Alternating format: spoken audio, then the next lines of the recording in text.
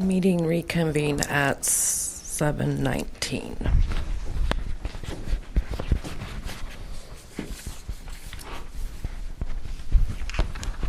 Okay, we're going to call this meeting back to order. And we're back to the original question. Looking for a nomination for the candidate from Ward 2. Councilor White, what's your nomination? Teresa. You got a nomination of Teresa DeWalt. Looking for a second. I'll second that. I have a motion and a second. Any further discussion? I make a motion for Laura Duncan. We have to vote on the motion already before the council. Sorry about that. So I'm asking for a vote for Teresa DeWalt. All in favor? Aye. Nay. Okay, I have 3 ayes and a nay. The motion carries. Teresa DeWalt is the new council. Well, thank you. Congratulations. Be careful what you wish for. Yeah. Well, thank you very much. It's great for the new No, it's a good Okay. Mr. Bauer, you want to do your thing? Yeah, you can find out, but you did. Yeah, there we go. Okay. Once again, be careful what you wish for. Thank you. The over. Congratulations. Thank you. Sorry, he's gonna want you down here. Oh, okay, so I have to sit Yeah. right here is okay? Yep, that's fine. And it looks like I'm gonna have to bring somebody over right here. Yeah. Okay. Well, It's okay. That's a challenge, I like it. Do the oath. Teresa, step up here. Who's got a camera? I do. Yeah. Okay. Are you prepared to take your oath of office? I am, yes. Okay. Raise your right hand and repeat after me. I, Teresa DeWalt, I, Teresa DeWalt, do solemnly swear that I will support the Constitution of the United States of America, do solemnly swear that I will support the Constitution of the United States of America, the Constitution of the State of Oregon, the Constitution of the State of Oregon, and the laws thereof, and the laws thereof, and the ordinances of the City of Winston, and the ordinances of the City of Winston, and that I will perform the duties of counselor and I will perform the duties of counselor to the best of my ability. to the best of my ability. So help me God. So help me God. Congratulations. Thank you. Thank you. okay, now you're stepping into a... you need to- I'll you get can you join us up a there. nameplate next time. I don't know what I'm doing. Can you get by? Yes, of course. Thank you. If you wouldn't mind. Do we have two But of you're them? right to work, huh? No, I thought about that. I could sure have that before the end of the meeting, though. And I'll make a copy for our records and return this to you. Thank you very much. It's still pretty fresh in my mind. I just didn't want to. How's that going? Welcome. Thank you. Thank you for having me. Yeah. Mr. Bauer, is Teresa's packet complete in the book? I believe it is. Okay. At this point in time, we're going to enter into a public hearing of the legislative amendments to the land use and development ordinances, LUDO. City of Winston Council will conduct a legislative public hearing to consider proposed legislative amendments to the Winston zoning ordinance, subdivision ordinance, and comprehensive plan. Did you already okay last minutes for last meeting? To ensure that these proceedings are conducted in a fair and orderly manner, state law has established rules and procedures governing the conduct of land use hearings. I will now explain the procedures we will follow. The hearing will be conducted in the following order of events. A list of those interested in speaking will be obtained. The Winston City Council will then hear the written staff report. After that, public testimony will be taken.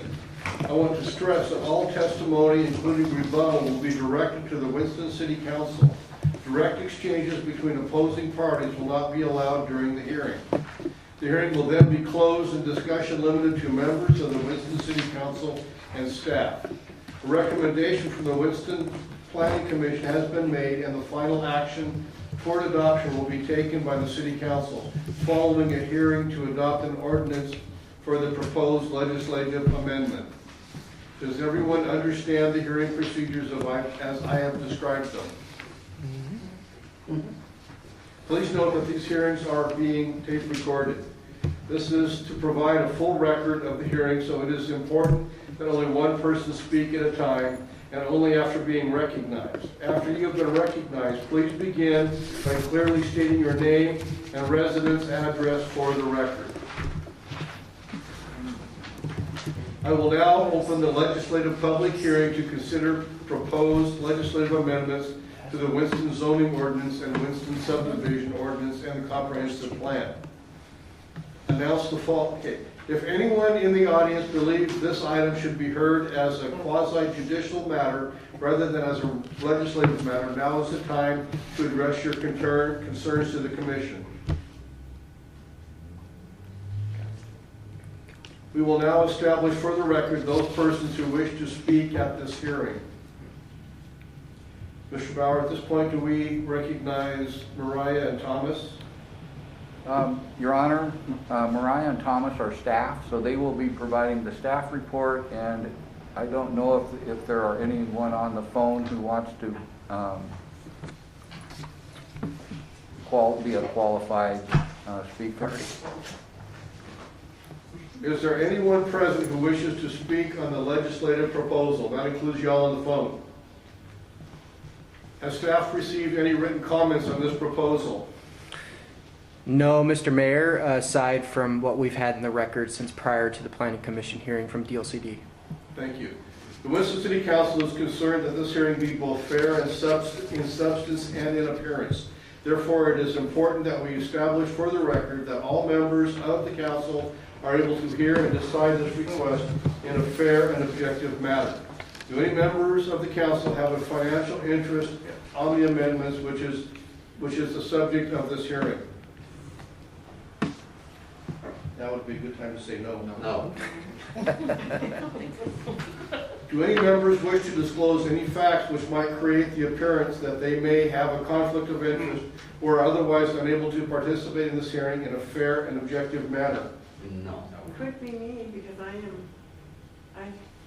I'm not sure exactly where the local flood areas are in the zones in the town here. Do you wish to recuse yourself from the rest of these proceedings? That's what I'm wondering if I should. No, Counselor. They will be described to you in the staff report. Okay. Does any party have an objection to any member of the Winston City Council participating in this hearing? Now that the Winston City Council has been qualified, we will proceed to the hearing. Will the city planner please present the written report? Thank you, Mr. Mayor, members of the council. Congratulations to a new member of council. We welcome you. You're in a good group of people. And members of the audience, this particular process has been a couple years in the running. So I want to extend a level of appreciation to our Winston Planning Commission. They've done a lot of work. And they've been very entrenched in this process, and we definitely appreciate them. So our final draft here that you hopefully you've had time to review. Obviously, it's a lot of material, so we won't go over every intricate part. But we will clarify that as part of these changes, we had a relatively low amount of them until about probably 6 or 7 months ago, and then we got a requirement from the state DLCD to adopt a new floodplain model ordinance, which essentially inflated our legislative amendments by quite a bit. So our packet is larger than it would have been otherwise. But we have essentially three different areas that we're going to talk about today. The proposed amendments to the Winston zoning ordinance, Those include changes to accessory dwelling units, allowing them to be permitted uses in all residential zones that allow single-family dwellings outright. Adding the floodplain model ordinance and all of the changes that are incorporated therein. The proposed amendments to the Winston subdivision ordinance include adding language allowing the city to acquire a private inspection report for the installation of all infrastructure at the developer's expense. The proposed amendments to the Winston comprehensive plan include highlighting 2 areas inside the city limits or UGB of Winston that would be appropriate to add more industrial zoning if needed, and updating census and population growth numbers according to the recent census data and the Portland State University population growth analysis. So those are essentially what the amendments entail. For the record, we'd like to clarify that notice of the proposed amendments was mailed to the Department of Land Conservation Development prior to the Planning Commission hearing on October 7th, 2020, and that would be the required 35 days prior to that hearing on the 18th. That happened on December 18th, actually. Notice of the proposed legislative amendments was sent to interested individuals, agencies, utility providers on November 10th, and a legal notice was also sent. All of the regulatory requirements were followed in terms of a 10-day legal notice and a 10-day notice to the public prior to our meeting tonight, and we believe you got the staff report in sufficient time. So, starting off with our legislative amendments, the first few pages you're going to notice are clarifications on definitions. And again, the majority of them are going to entail the clarifications that DOCD wanted us to do in terms of the model floodplain ordinance. There's a lot of clarification to floodplain terms and definitions. Either we had to implement a new definition, for example, base flood elevation, or we had to beef up our existing one and make it more comprehensive. So the first few pages will encompass the clarifications on a lot of our definitions as it relates to the floodplain ordinance. Outside of that, there weren't any other definitions in section 1 that we addressed. Wasn't part of our original legislative amendment process. Starting on page 8, this is where it's going to transition into folding in language to allow as a permitted use. Whenever you see a residential zone property, you are then allowed as a permitted use to do an accessory residential unit. So, for example, a guest home, a smaller accessory residential unit. A lot of people use it for family members, for immediate relatives, and this was a mandate by the state, by state legislation. And all the jurisdictions in the state were required then to fold it into their local ordinance. And we're now accomplishing that a couple of years after the fact. So that the next few pages are going to be language, and you're not going to see really much changed other than the fact that we are adding in the permitted use section for the RLA zone, the RM zone, all of the zones that will allow a dwelling as a permitted use. We're adding as the last subsection, accessory residential unit in conjunction with a single family dwelling or manufactured home. So that's essentially what that is. And then starting on page 13, and I think before I move on, page number 7 had a little error, a little typo that was brought to my attention. All the way at the top. Page 7. Sorry to go backwards here a little bit. So all the way at the top of page 7, you'll notice that red sentence, floodplain management regulation adopted by the city of MD. That's not an acronym. And we've scrubbed and scrubbed and scrubbed this, and we still find things. That's what this process is for. So we've noticed that and corrected it with the help of the mayor. So starting on page 13 is where you're really going to start seeing the nuts and bolts of the model floodplain ordinance that we had to address. So when DLCD came to us, we had two options. Option number one, which they would prefer this option, is to take their model ordinance and put it into our ordinance and completely get rid of our old one. The second choice was to compare the two and look at where our deficiencies were and then just supplement them, make the changes. We elected to do the latter because we had a lot of components that were in place. And we liked a lot of the language of our ordinance, and we wanted to keep some of those elements in place and just supplement the deficiencies and just fold in the language that was missing or beef up the language that they wanted us to do. So, as a point of clarification, before we got the requirement by the state to beef up our floodplain ordinance, and the city manager is helping us with a floodplain map of the city, we were already addressing. Thank you.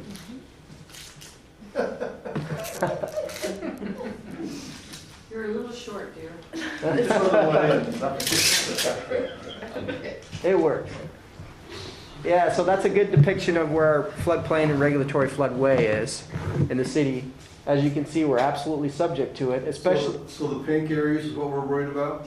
We're worried about all of it. These requirements are going to address requirements for the blue and the pink.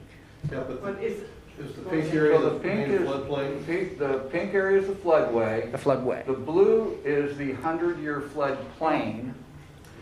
And the yellow that you see not very much of, that's the 500-year floodplain. Which is low hazard, which is essentially really no permitting process. The difference, as a point of clarification, is if someone comes down to get a permit and they're in the floodway, we're worried about not just protecting your structure you want to build from flooding in terms of elevating, building with flood-resistant materials, but we're worried about your development causing a rise in floodwaters downstream and making the flood worse in the event of a flood. So there's different requirements for both. There's some additional the things. map first before you? Oh, go further? by all means. Yeah, absolutely. We can take a little pause if you want to take a look.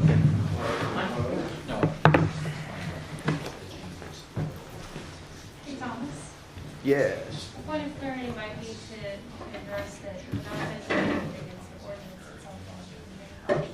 Yes, thank you.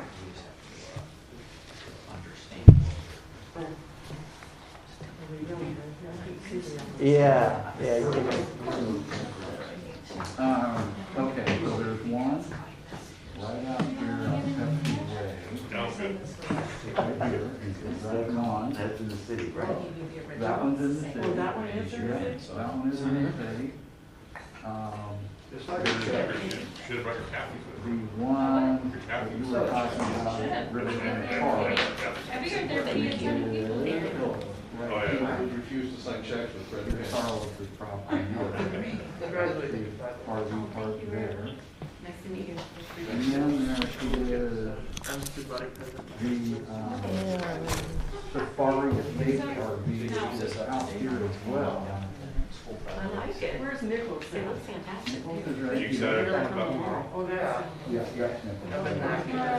For meetings. So I think So there, some of the Remind me, is it counties- the- Street Right, transportation. so here's the RV Make that out, park. and This is then- under consideration. I don't mean, So yeah, pretty straightforward.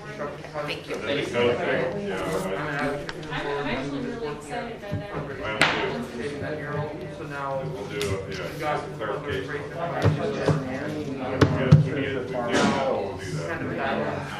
So the guy, did Yeah. that and all that? Let me know.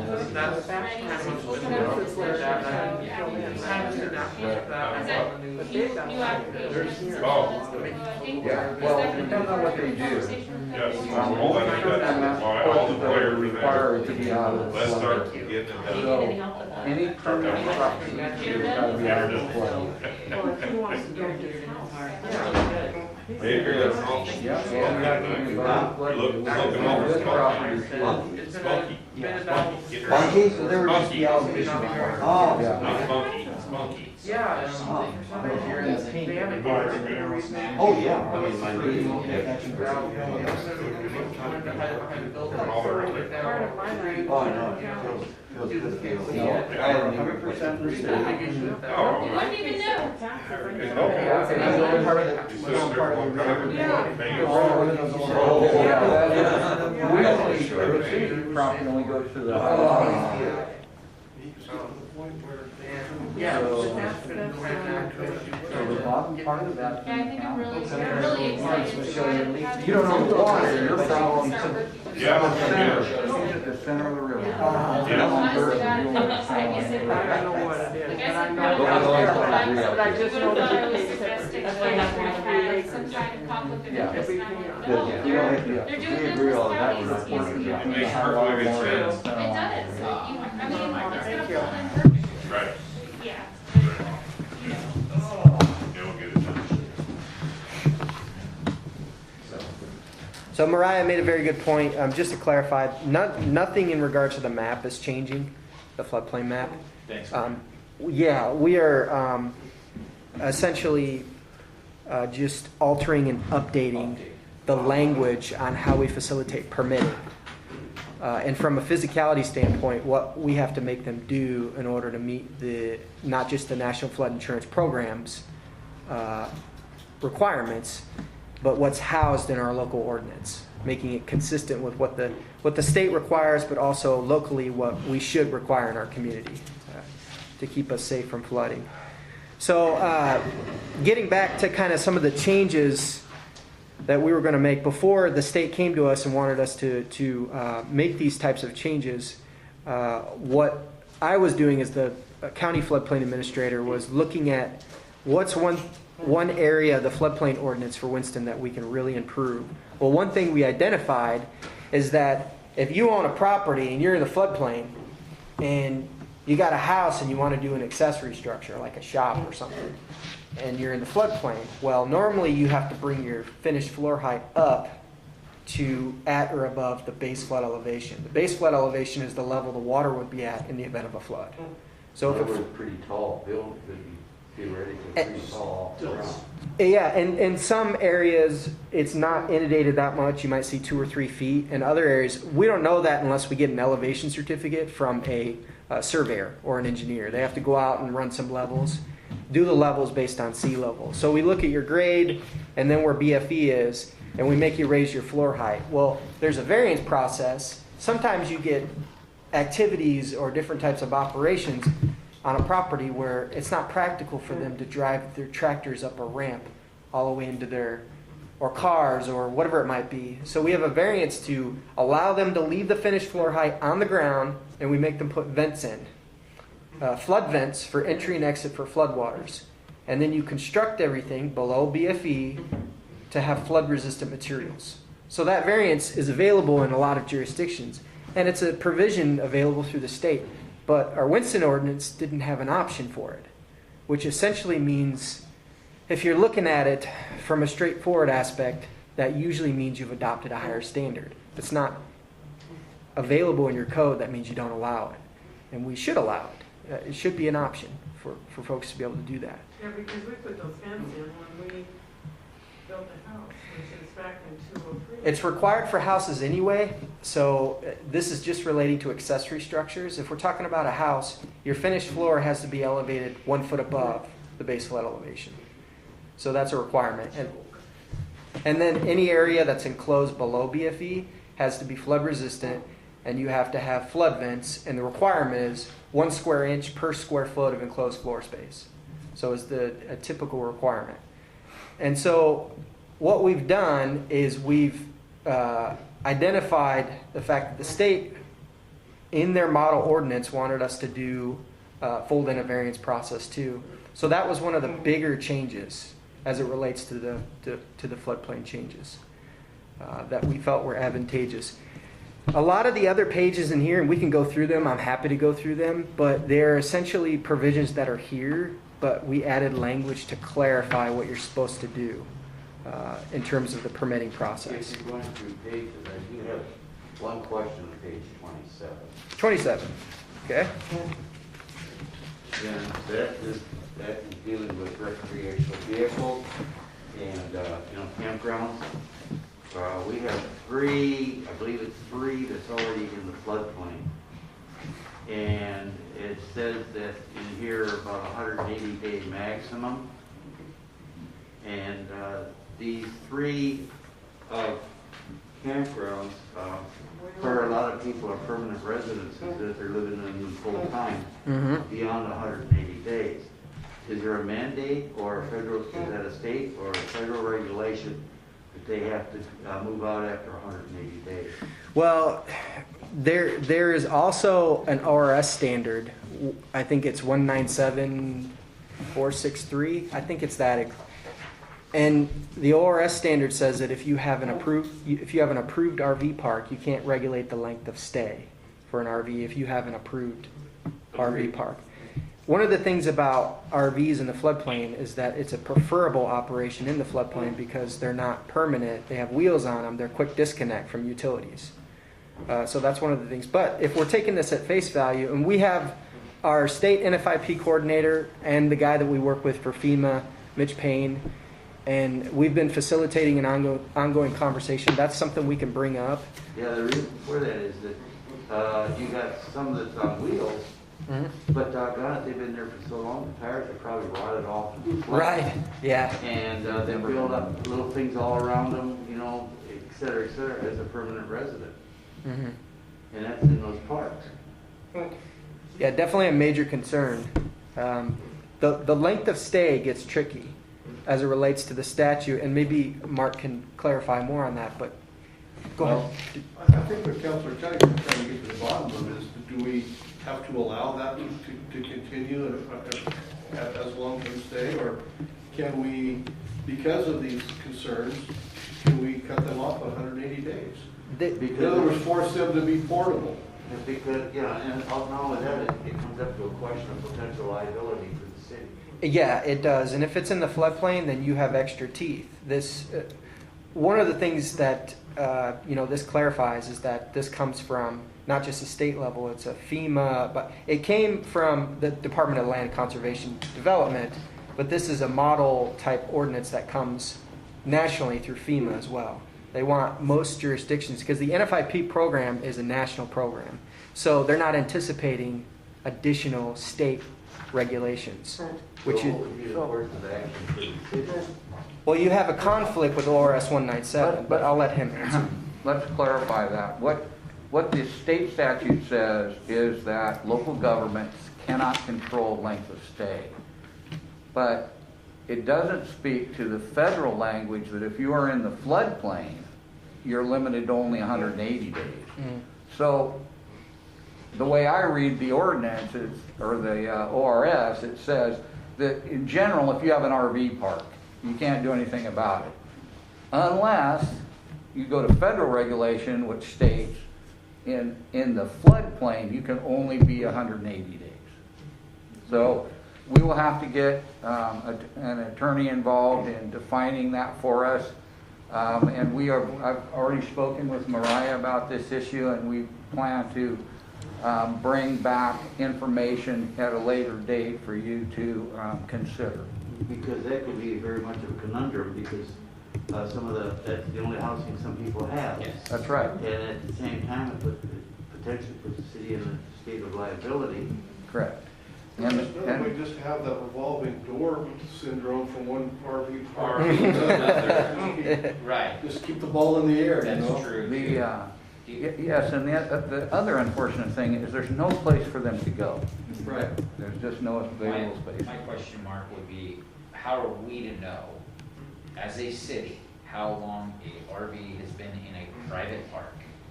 Well, we could start that tomorrow.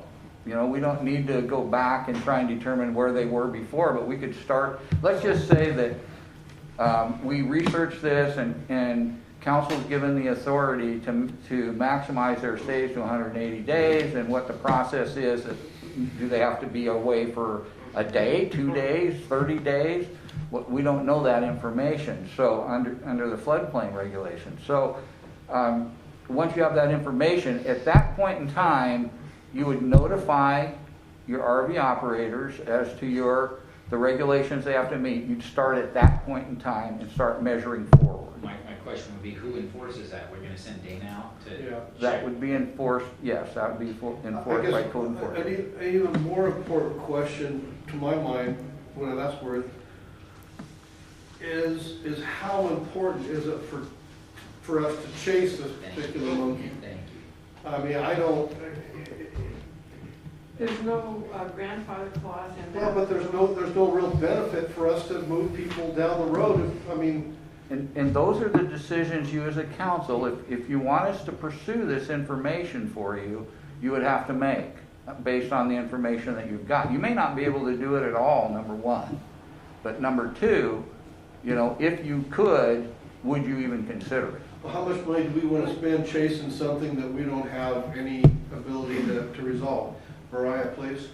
If you don't mind, I'd also like to contribute, the Code of Federal Regulations that stipulates 180 days stay also states that the RVs be road ready, updated license and tags, no permanent structures affixed to them. And in some of the aforementioned RV parks that are common violators, you will see they have deflated tires, they have permanent decks that are built to them. I would argue that if we're going to make a case for going after RVs in these RV parks, it's really for public safety. We want to make sure that if there's a flood, they can get up and go, which is why they are commonly permitted in floodplains to begin with, because that's a good use of the property. RVs are ready. Again, if there's an emergency, they can leave at a moment's notice. Not really the case if they don't have to air in their tires, or if they need a big dually they don't actually own to tow their trailer out of there. Exactly, that was a bigger question. Can they even move it or anything? Yeah. I have a question for that, because if, like Mark said, not knowing how long they have to be gone, say it's a day or two, I don't know what it ends up being. But what's to say they don't just pull it down to somebody's parking lot, stay there for a day or two, and then go back to the park? I think that it's gonna create more issues in the long run. Well, that's how Andy gets his RVs. My, growing up in Portland, you saw this all the time. They would tow it from one place to the next place, and then there's not a Walmart in sight that you can't go to and see RVs that are there for 3 or 4 days waiting to go to the next. Now they don't even move them. Now they don't even park move. all. Yes, you're exactly right, but I just don't wanna see that in our community when there's a park in a place that has other.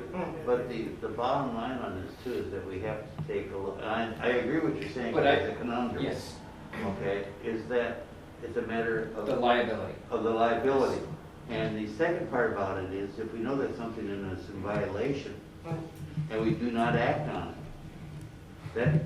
that could be dangerous too for the city. No, I agree. The other thing, the other thing on that is that if you have a place that has, the garden is there, the tires are flat, it's decaying, etc. If they move it out, they certainly don't want to move it back in again if they're gonna have to move it back out again. That's a possibility. Well, a lot of those things have very particular age dates on those. Yes, And once they're there, they're fine, but after they leave, they don't get to come back. Right. right, or if they go to move it, they may fall apart. Well, the other thing that would happen would be if they moved out and it was a couple of days or so, someone else would move in. Yeah. Because there are people waiting to get into these as soon as the space opens up. The other thing on this too, please don't get me wrong when I say this, but is that indirectly, we have the tourist tax that anything after 30 days, We don't get. we don't get. Yeah, right, that is true. That's true. Okay? And that's a problem. That is a problem, that is a problem. And that's the side I of guess- the on the coin. Yes. Dave, in rebuttal to that, it's how much do we spend to then get tourist tax back? Does it offset or does it outweigh? Well, that's what you need to find out how much we're gonna spend, like I said earlier, on an attorney chasing something that we have no idea what the outcome's gonna be. This could be a conversation for another time. Could it not be under something that would be the park owner's responsibility is to do to enforce and not the city? We don't know that information without, the I city, still think the you're city gonna have is to the check You guys go ultimate, with the attorney on that. yeah, the city is Can't we the use ultimate the public permit, attorney first and then- permitter. So we would have the That responsibility doesn't cost us any money. on enforcing our The code. state, What attorney, Dory? the state, the state. The DA? No, there's a state attorney that they said we could call if we had any questions, that he couldn't give us a permanent answer. Well, you probably already know that. To talk to him first and then bring it back, do we want to go further? Right. Whatever he I says. guess we're liable as the city for not holding the ordinance. And that doesn't cost us any money for that. When we go to our private attorney, yes, it does cost. No way. So you get what you pay for. Yeah, we're kind of the regulatory body as it relates to that, and getting back to the 180 days, that is absolutely unequivocally part of the Code of Federal Regulations. It has to be in everybody who's adopted the NFIP program. You have to have that language in there, and that means you have the teeth to regulate it if it's in the floodplain. Is it normally regulated? Probably not too often. So that, And it has been in our regulations, for quite a while. The only thing that's changing is just amending the text to make it clearer. How do we justify all of a sudden deciding we're going to enforce a rule or a law that we've ignored for? We have the reason, right? Well, yeah. The language has been updated. go ahead.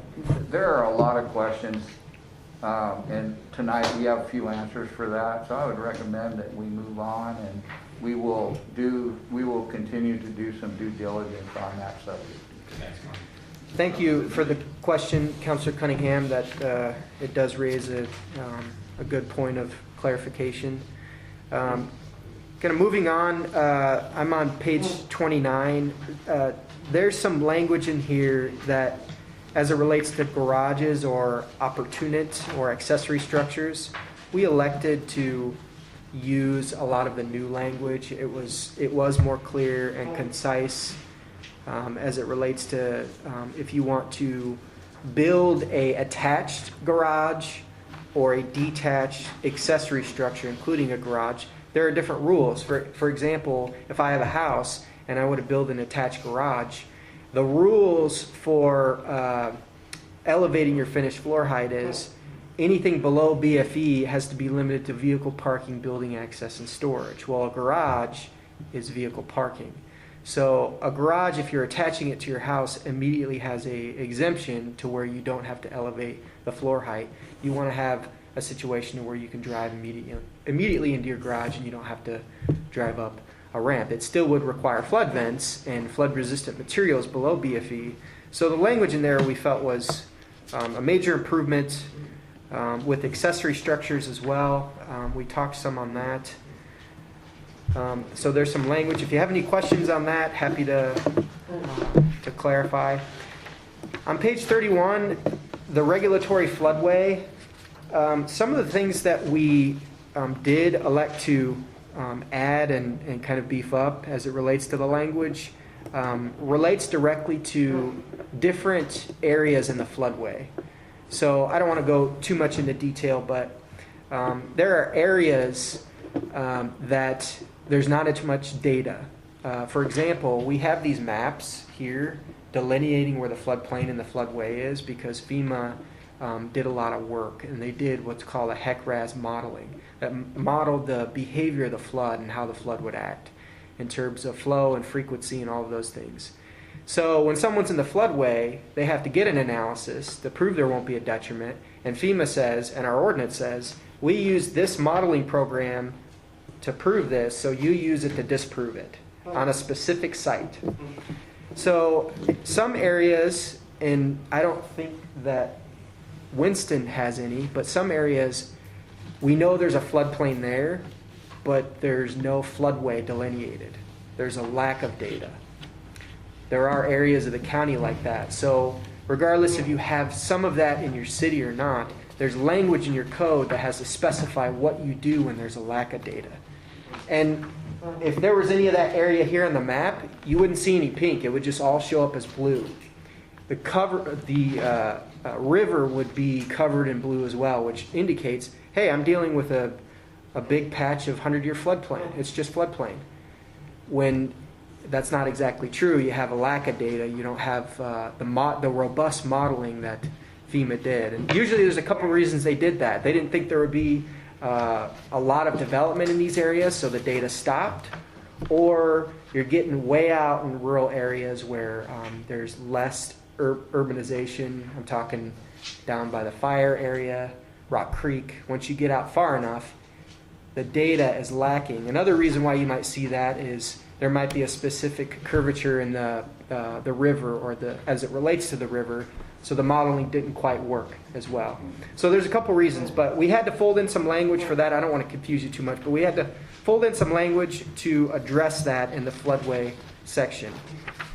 But again, that part of it's going to be a non-issue because our entire city is delineated and has a floodway existing. So we know what to do. We tack on the higher floodway rules.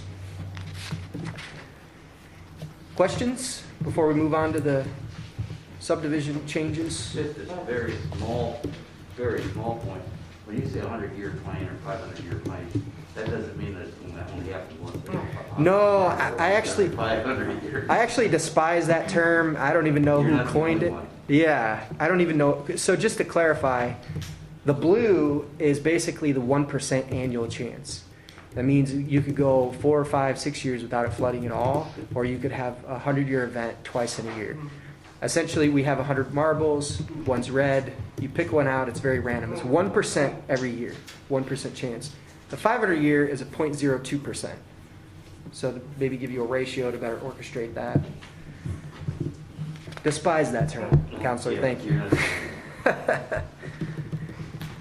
So, the subdivision ordinance, there were very minor changes as it relates to, kind of what we did in the subdivision ordinance. We had the Public Works Superintendent come to us a year or so ago, and we have an issue in the city as it relates to inspecting new developments. So if you get a subdivision approved and you go out and you need to put all your infrastructure in, streets, curbs, gutters, sidewalks, if you did it in, for example, a city like Roseburg, while you're doing that, their public works department will go out and inspect. They might have an engineer take a look to make sure that you're not going to build a, subgrade type of street. Like, we're looking at it, we know it meets the width requirements. We know the sidewalks all meet but in 5 years, is it going to start cracking? Is it? Does it meet compaction? Yeah, does it meet the standards that we're looking for?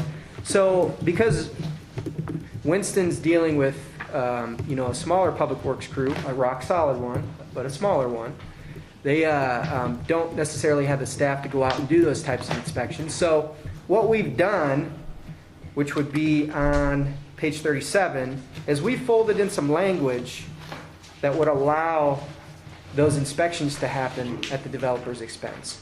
We're not saying that condition has to be tacked on as it relates to a condition of approval for subdivision, but we have the teeth there now to make sure that what they're installing meets the specifications of the city. So we feel like that's a good thing. Of course, whenever we do have a development of that kind of nature, we go through the proper procedures, and if Public Works feels by their own volition that we need to facilitate that requirement as a condition of approval, we're going to do it to make sure that we get infrastructure that's robust enough to meet the test of time. Questions on that? The only question I have is, why wouldn't we start implementing that? I mean, so with this language, it's capable, right? Sure. Yeah, well, the requirement is there. That's a good question. One of the things I think that has made some people that read this a little nervous is, well, that's going to dissuade developers from wanting to do anything, because then they're going to have to foot the bill for inspections, and, which it isn't exactly, doesn't always happen in other cities, that might be bigger, but that's something that we would protest. Look, we're smaller in size, we don't have the staffing to go out and look at these things, so we want to pass it and make sure we're getting a good street for our citizens, good sidewalks, good storm, all that stuff. So I absolutely see it as a very good condition, but it's going to be a decision by Public Works and the city if that's a... usually when we do a subdivision or partition, we put out a notice and we would get a response from Public Works. If they say we need to, then we're going to require it. And that would be the process, as is typical in any division. I guess, Andy, what would be the thing that would tip you off that it's not compacted right, or in order to use this amendment? Yeah, that, like I said, Thomas talked, that's something that, and Mark will kind of validate this section. That's one of the things that we've dealt with, is we've allowed things to be put in place. Right. And we, a lot of times, never even witnessed it. So, you know, having the compaction testings, having the road inspected, having the sewer inspected to pass, you know, all the tests that we need to have done. Now the council's kind of seeing this fruition happen, and Yes. we've been doing it the last few years now, and it's been working out a lot better than that direction. So for example, let's take a sewer project. You're not inspecting that, you're not running a camera through that sewer system after it's been installed. You don't know if that sewer system is laid properly on grade or whether it has bellies in it, which reduces the capacity, the overall capacity of that pipeline. That's one example of it. If you have a street installed and you don't get compaction reports on the base, the sub-base, and the asphalt, and the concrete, then you don't know whether or not that's going to meet its useful life or not. It's going to wear out too early. And we have all kinds of streets in town that have, you can see evidence of that clearly. So this is one of those things that, again, depending upon what the project is, it's certainly something we require on all of our projects. So you end up with a notebook like that has all the test reports that were done. It has pictures of the installation so we know what was installed. We know how many people were working on any given day during the project. So it's a lot of information, but when you go down the road 5 years, that's where you're going to turn. So are we requiring this type of information on subdivisions now then? Yes, we will be requiring that. Okay, good. It's also, isn't the same thing as the weight requirements for the weight of the vehicles that are allowed on the road? Now, that's controlled by the state. I mean, like, for instance, a side street thing. But They come down with a yes. big heavy truck. For example, we design street systems, whether they're neighborhood collectors, minor arterials, or arterials. They're all designed under a standard engineering criteria. And so they are designed to meet weight loads of the types of vehicles that will be using that street system. The reason I'm asking, like, up, where you got subdivision up by Safari, okay? And they're building up there, and they bring big loads of heavy gravel, dirt, I mean, really heavy vehicles continually. Right? Would that not create then a road degradation? If they were not constructed properly for those types of loads, yes, they're going to deteriorate quickly, and if you drive up there and look, they are. Because nobody inspected those roads when they were being constructed. We just had a subdivider come in and say, we're going to build this, and the city said, okay, go build it.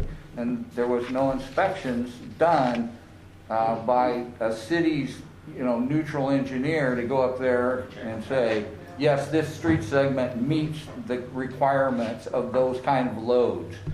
There's other things that we can do. For example, what happens in a lot of subdivisions, they'll go in and they'll build the sidewalk and curb sections and street systems before they ever start on houses.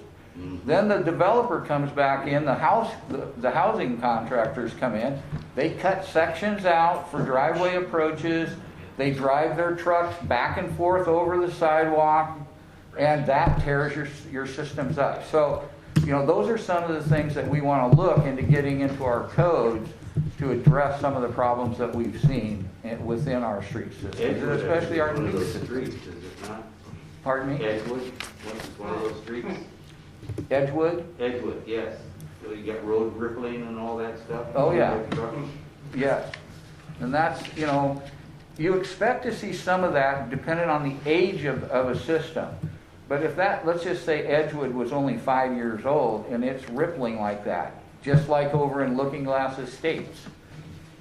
There's where you see there was no compaction testing on this system. We also know that some of the cul-de-sacs were not built to the proper diameter, so they were shortened, which makes it difficult to turn around a rig that's supposed to be able to turn around in them. So that all gets caught during inspection, and if you're not doing your inspections, then you're not going to see it until it's too late. Is the classic on that because they put the sidewalks in and the streets in, then they built the houses. Right. Yep. That's not that unusual a process. No, it's not. But the idea is that they have to do the inspection. Right. Okay, can we move along then? Yep. Moving along, the comprehensive plan changes, kind of going into those, which is the last part of it, the last changes that we've made. So the comprehensive plan is the raw data that we use in order to facilitate a lot of the requirements that are located in the land use development ordinance and the subdivision ordinance. So essentially what we started with was some language in the chapter 1, which is the natural features. And you'll see that we added a policy, number 6, wetland mitigation strategies to be implemented in sensitive areas. So this is comprehensive plan support in order for us to look at sensitive areas as it relates to wetlands in the city and address some of those issues in order to protect them. Now, keeping in mind there are already state provisions in place that's governed and policed by the Department of State Lands. So whenever you're going to do development in a sensitive area like that, we have to notify DSL, and they may potentially need to do a DSL permit with the state and mitigation, or avoid a wetland entirely. A lot of times, if it is a perceived wetland or a potential wetland, they have to do what's called a wetland delineation. We actually have a local wetland delineator here that moved in a year or two ago. He's got an office down just over from town, and so there would be some requirements tacked on. But we have we added some comprehensive plan policies here to help just kind of address protecting those sensitive areas. Do we have much of that? There is up north of town, northeast of Safari Estates, Okay. those types of areas. A lot of, some of it's inside city limits now. It is very sensitive in nature, and back when Safari Estates was being built out, when it was perceived to be an eight-phase subdivision, there was a lot of wetland mitigation that was required. If you drive by the corner of Looking Glass and Brockway, and it would be the northeast corner, you'll see that there's one house that's right below the Safari Estates, and it sits on a large piece of property. What happened was the individual who bought it was planning to put 5 houses on that property. When his project went to state lands, they came back, said, we need to see it delineated, the wetland, to make sure there's not wetlands on that area. And when they did that, it's like 80% of the lot came back as wet. So basically indicate he could build that one house. He may be able to shoehorn another one right next to that house on that section of Brockway, but he doesn't want to do that. Thanks, Yeah, so we've added some language there. We've also added a policy in Goal D. Winston shall promote preservation and or usability of historic sites when deemed acceptable. just to address. We do have obviously a couple of historical sites, so we have some language there. Once we get to goal F, the policies here, this would be an area of discussion.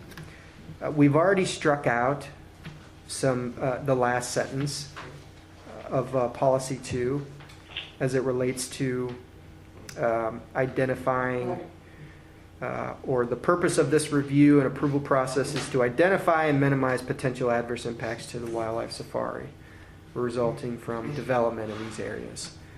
So we've struck that out because we feel that the point of the comprehensive plan is not to single out any kind of private entities, but to look at the overall needs of the city. And so that part of it. But this policy in its entirety, we feel, with the help of some of others, including the mayor, we feel that this whole paragraph, we should probably readdress some of the language, the whole thing, and we will likely do that prior to our next. So you're going to bring that back to us then at the next? Yeah, we're going to come up with some new language for that whole area. That's good. It is important to maybe call out that we want to potentially identify and try to protect agricultural areas that might be located in the urban growth boundary as it relates to north of the city.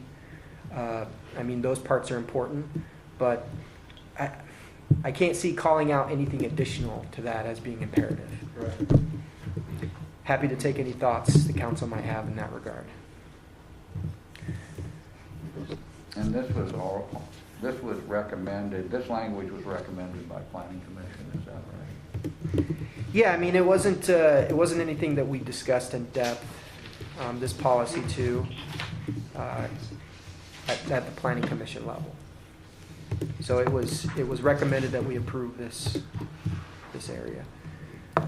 Moving on, so the industrial opportunities area of the comprehensive plan, a year and a half, maybe 2 years ago, we had during a city council meeting a counselor who sits on the stand that recommended during the good of the order that we look at areas where we can identify where we can add in more light industrial zoning, which we immediately began looking around and where's an area that would be able to properly facilitate to that.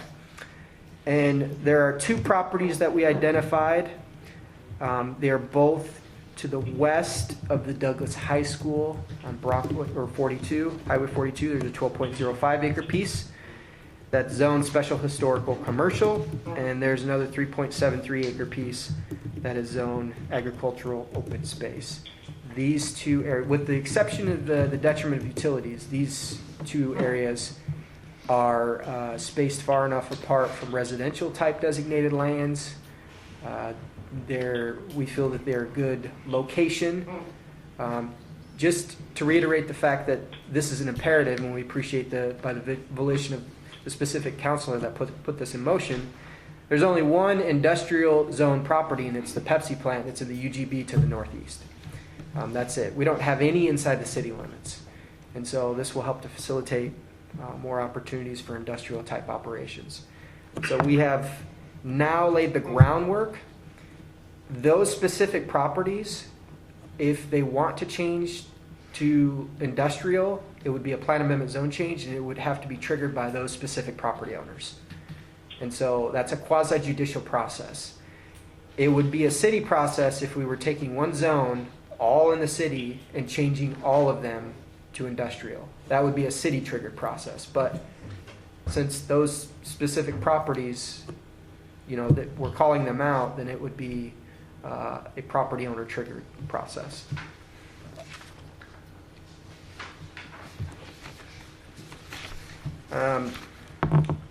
That is the concluding materials. Just relates to some of the research. Portland State University's Population Research Center. Just some updates there. There are some number disparities here and there, and we are, kind of calculating those. But there's a specific formula you have to follow, and something that we've shared is that planning staff has 20 hours a week, and we use a lot of that to facilitate to development. What we'd like to do, if we had more time, is do a complete overhaul of the comprehensive plan and update the whole thing. But we have went through and updated the numbers that we can right now. So how do we go about increasing the time you spend in the city of Winston? Renegotiate the contract, and from a contractual standpoint, we would just have to, and that would be a conversation between the city and the county, obviously, and my boss, Joshua Shackley, who's the planning director. I'm not going to speak for him, but I can say based on his mentality, he's always happy to have a conversation of that nature, and you just kind of revisit those types of things. I can tell you that when I was here in the city, I didn't really care too much about the 20 hours. I loved working in the city, but the amount of work that we had, it was always 24 or 26 hours. I mean, we were always going over. And I can't speak for Mariah because I just operate in a supervisory role, overseeing it now. But go ahead.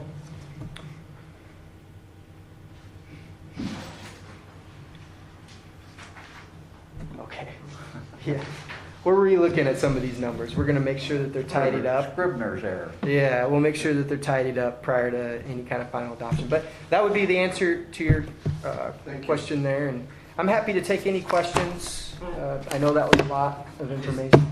I see the population growth and forecast. How accurate is that for level? That is just something that he brought up. Yeah, and one of the things, we're coming in at kind of an odd time, because when we did these, it was in 2018, and the Portland State Research Center, which is what you have to use in the state, is just rolling out new numbers, even for the year. So, Plus, we have the census numbers coming out. yeah. I was gonna say, it seems a little on the low side compared to, I've been here for 3 years, and what the growth that we're seeing in the community. The growth numbers, I pasted the graph right in from the Portland State, and we're seeing, I think, a 1.8% increase every year. And the projection for 2065, as you'll notice there, is 11,095. What we would be doing, our numbers would be based on the 7560, because the comprehensive plan and the state rules only dictate that you have to have a 20-year projection. That's it. Right. Mhm. It's a best guess scenario at best, and I do also believe that's a low number, but until we see the census data, and this is comparing a prior 20-year period that we had little or no growth for the first 10 years at least. Things have changed Things have changed. positively. Yes.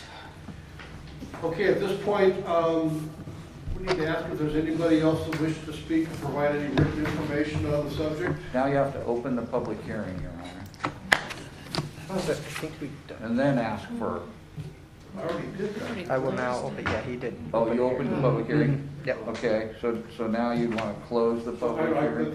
The next thing on the list was to ask that question.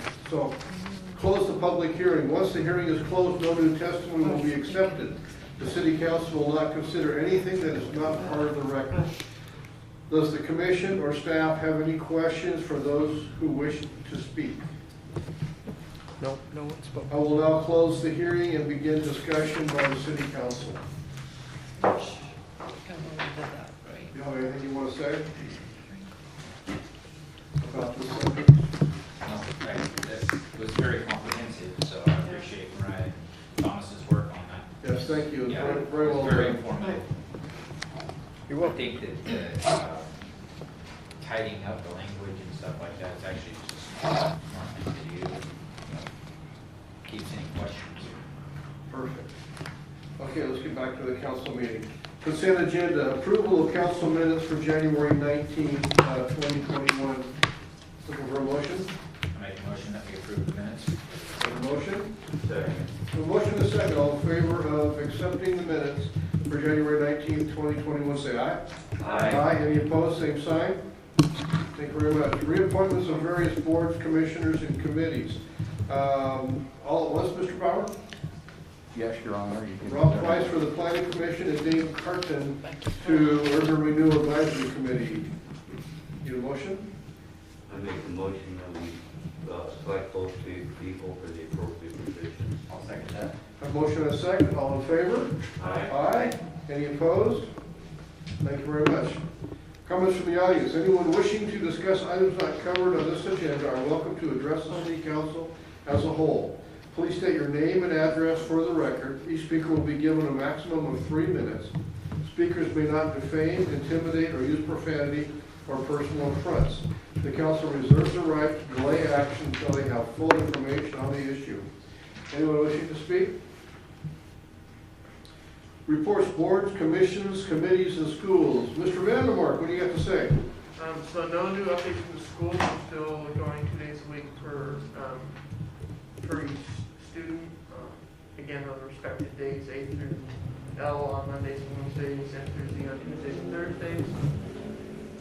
The only other update I have about the school so far is we're still in the process of the whole mural project and getting it relocated to what we feel is an acceptable location, and an open location that's visible to the public and to the students. And that's something we're currently kind of battling with the school board, is getting that final location authorized. Good So luck. where are they going to? So currently the plan is to place the wall either down on the bike path, or put it in the courtyard behind the band room.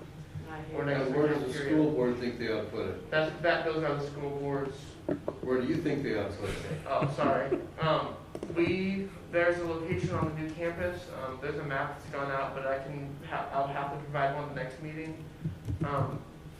We want to put it either next to the new parking lot, in between the driveway and parking lot, and a little grass path. It'd be very visible, and there's an option to provide additional benches nearby, or make a concrete path that leads directly to the mural, or to put it in the middle of the oak trees is another location we proposed. And that was just kind of outright ignored by the school board, and they didn't really give a reason as to why not. They just gave us the other option of we're putting it down by the bike path, and that was kind of their say, no elaboration. So that's up to the point where we are right now. How's funding going? We are, up to this point, the community has raised around $11,500. Perfect. And the school board has donated not to exceed $2,500 for moving the mural. Good. Anything else, Lucas? I believe that is it. Great, thank you very much. Department reports. Chief Sardi's not here, his stuff is in the weekly report. Mr. Bauer, anything to add? I have nothing to add to my weekly report. Thank you very much. New businesses, business licenses, Green Ridge Solar Inc., Brian Butterfield, and Spacetel LLC, Omar Al-Ghazali. I assume those have both been checked out by Chief Sardi. Need a motion to approve those two business licenses? Are those licenses just, are they gonna be retail spots, or are they just contractors coming in? So, I think you remind me what their names are real quick. Green Ridge Solar? Oh, it's right in front of me. Oh, so Greenbridge Solar's a contractor coming in to do a rooftop solar project Okay. on Ronald, and Spacetel is going to be a new storefront between the drugstore and the Dollar Tree. Okay. So that space, cell phone. Did I say what it was? Cell phone. Yes. Yeah. Cell phone. Perfect. Yeah. What is it? Store and Cricket wireless? Yeah. Yeah. Okay. something I make a motion to prepaid approve. things. I have a motion to approve.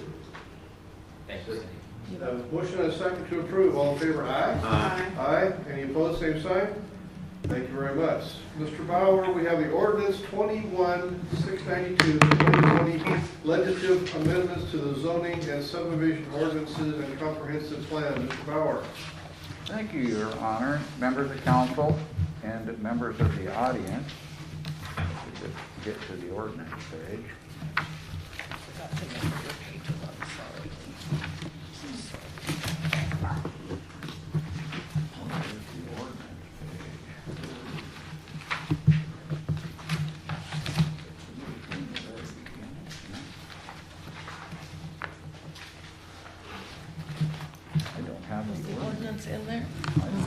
we're gonna not, it's not in there. If you have one, and he has. So I do think we're there. Oh, you don't have the second page, there's 2 pages. No, I. Do you want to read the whole thing? No, it's 2 pages. You're just reading by title only, Mr. Bauer? Yes. Ordinance number 21692, an ordinance of the City of Winston, Oregon City Council adopting amendments to the City of Winston zoning ordinance, City of Winston subdivision ordinance, and Winston comprehensive plan. And so just to build on what Thomas presented tonight, the part that puts this in motion is the ordinance. And this is first reading tonight, so what you're approving is moving on to second reading at your next council meeting. So do we have council action then? Yes, you would have a motion and a second to move it to second Okay, reading. so is that considered to be staff report? Yes. Any comments from the audience? Okay, I'm looking for a motion to approve ordinance 21692 and move it to the second reading. I make a motion to accept ordinance number 21-692 to be moved to our next meeting. I have a motion. Second that. I have a motion and a second. All in favor? Aye. Any opposed? Thank you very much. Upcoming agenda items, the supplemental budget, second reading of ordinance 21692, the SRO contract. How's that going in the House of Representatives in Salem? Has that been further discussed yet? I have not seen it in, it hasn't got a committee reading date yet, so it may die, hopefully. That'd be perfect. Douglas County flow ordinance, whatever that is. Non-agenda items from council. Just one is a question. When are we going to reassign, We'll do that at the next meeting. That will be on the This is going to be a pretty full evening. I wanted to do it tonight, but other stuff came up. Okay, because then you want to continue with traffic safety Well, you're going to continue with a lot of stuff. and multi-economic development? In the park board? No. State parks. For 2 weeks, just state parks. Yeah. Okay, go to the order. You have check copies in your packet, claims in excess of $500. Service line warranty update. Want to talk about that for a second, Mr. Bauer? Did you get that in your? I don't, do you have it? I don't have a packet. I don't know why this is, But- what happened here. The service line warranty was the, No, here's the ordinance. It got They got pushed it. behind the legislative amendments back. there you go. That's right. That's it right there. Okay. So we put this in your packet tonight to show you that our citizens are purchasing this warranty program, and they are out again to advertise to the community. So this will be an ongoing process that will be addressed to the community every year. So we have total to date, we have 72 residents enrolled, 149 policies, which means that they got a policy for sewer line and a policy for water. So they're kind of spelled out in the following numbers: plumbing and drainage, sewer, water, and policies per resident enrolled, so 2.7 policies per resident. So it hasn't been the hottest seller, but I believe that it will continue to pick up steam as people become more aware that it's out there and available to them, because that's one of the highest expenses you have as a homeowner, is if your service line goes out between either the meter, the water meter in your house, or the sewer line from your house to the city's main line. So what this does, this warranty policy protects you against that with a low deductible. So, Who's this even through, Mark? It's through a company in Pennsylvania, I believe. yeah, it's recommended through the National League of Cities. And it's offered through the city? It's offered, we are a partner by name only. We don't participate in any fund exchange or anything like that. One of the options was that the city could get a small percentage of the fee that is attached for the policy. City Council said, no, we don't want that. So that reduces the cost of the policy overall. That amount was 50 cents. Yeah. There's no reason. Okay, and I prescribed to it, and it's excellent. So What's really interesting on it, Hopefully the you'll have prior to- owner of my house I get it every month for him. I get it for my wife. I get it for me. In other words, I get 3 a month from them to sign up, which I've already had. See, I've got nothing. I haven't. That's because I'm sending them home. Well, yeah, well, thank you. Well, would you go ahead and sign up? Sign me up, please? pay for Yeah, it. that It comes out of your account. I'd be happy to get you a copy of that. Your Honor, it may be the post office box versus property address issue that you were describing That could earlier. be. Yeah. Do we have applications here? Do we have any applications here? I don't. For what? For the warranty program?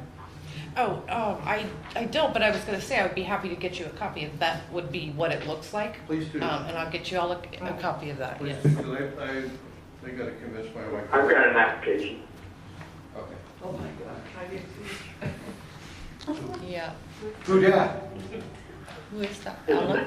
is Alan Hobson. I've got an application. I got one sent to me about 3 times now. Oh, good. That'll be your They getting do, mine then. 2 a year I or don't 4? either. I have a question on that. Hey, hang on. Question. Mr. Robson. Yes. I would like to ask, I have a step system for my sewer. Is my sewer line to the main line, is it, because I have a step system, is it covered through my step system fee or is it not? I believe it is. It's covered through your step system charges, isn't it, Andy? Yeah, from everything from the tank and then, yeah, from the tank out as we take Right. over. Yep.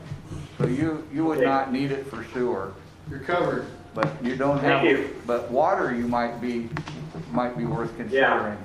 Don't get those two confused. I'm thinking very seriously getting the water part of it. Okay, anything else from the Census Bureau that said thank you for all the hard work you did to get them numbers? Announcements, Park Board, February 9th at 2, City Hall. Economic Development, February 10th at noon, City Hall. President's Day, February 15th, city offices are closed. City Council, February 16th at 7. Urban Renewal, February 18th at 3. Are we still gonna have that second meeting since we're having one on Thursday? That remains to be seen. It'll be after the next meeting if we do, so I think we need to maybe think about not doing that, but we'll Do see. the URA, the 3. The other thing, Park Board on February 9th, Councilor White has said that she will go ahead and host that meeting until we find someone to take her place. Okay. We also have the joint meeting on February 8th, Monday, February 8th at 6 o'clock. What's that for? That's the joint city council Oh, that's planning that workshop. commission meeting to discuss potential zoning options for, And that's gonna be at, that'll be here. I thought we talked about, it was gonna be a large meeting, we do it up at, This meeting, after speaking with Ms. Nichols about the process, she would prefer that just she be present for this one. So she would then bring her family members in after she has the opportunity to brief them, which is, they have a board of directors that oversees property management. So that's the way she would like to handle it. We actually meet with her on Wednesday. Mariah and I meet with her on Wednesday to start the discussion so that we can develop an agenda for the meeting. And then we'll hold the meeting on the 8th. so we're on for the 7th then. The 8th, excuse me. So what time? 8th at 6 o'clock for the joint meeting That's with the planning commission, with the planning commission. okay?